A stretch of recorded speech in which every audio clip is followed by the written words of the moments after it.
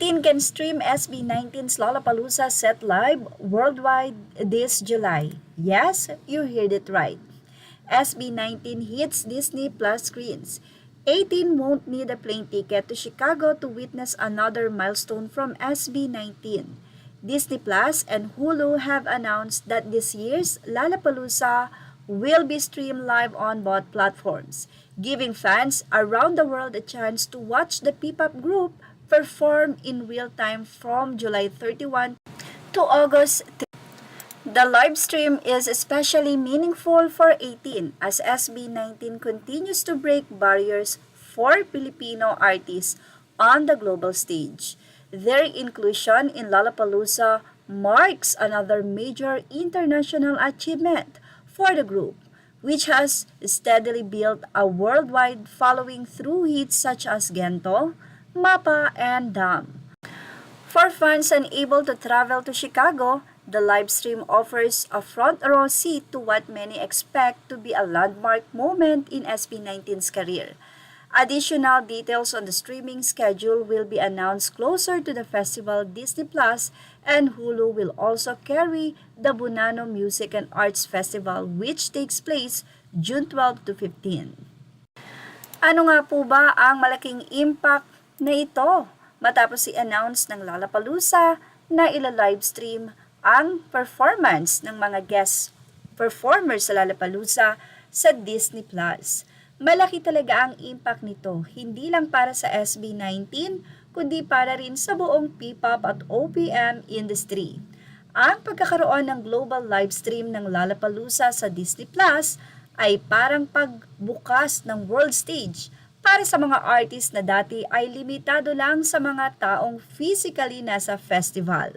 Para sa SB19, sobrang symbolic nito dahil sila lang ang kauna-unahang all-Filipino act na magpe-perform sa Lollapalooza sa ngayon.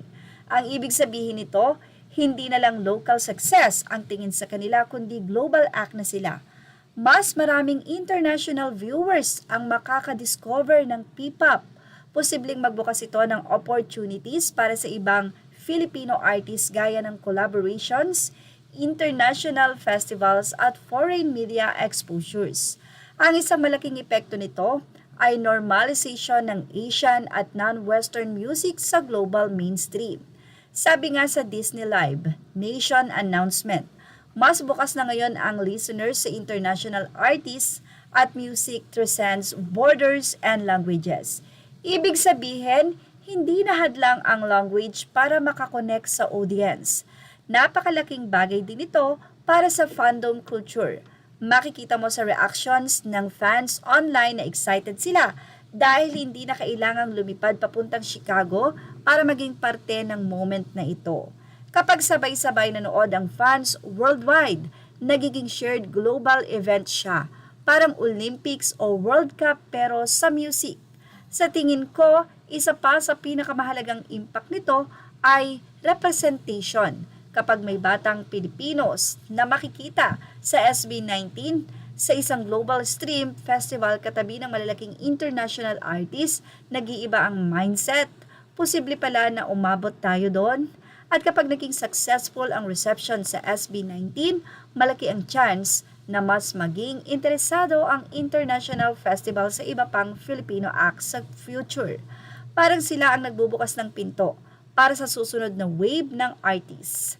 Well, ito po ang kauna-unahan na ang Disney ay nakipag-collab sa Lollapalooza or ito ang kauna-unahan na ang Lollapalooza ay nag-decide na magkaroon ng live stream which is nandoon ang SB19. O diba? Well, para sa mga bashers, tila nga sampal ito para sa kanila.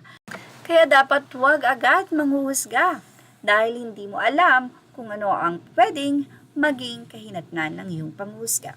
Images are all credit to the rightful owners. Thank you for watching. Show us now.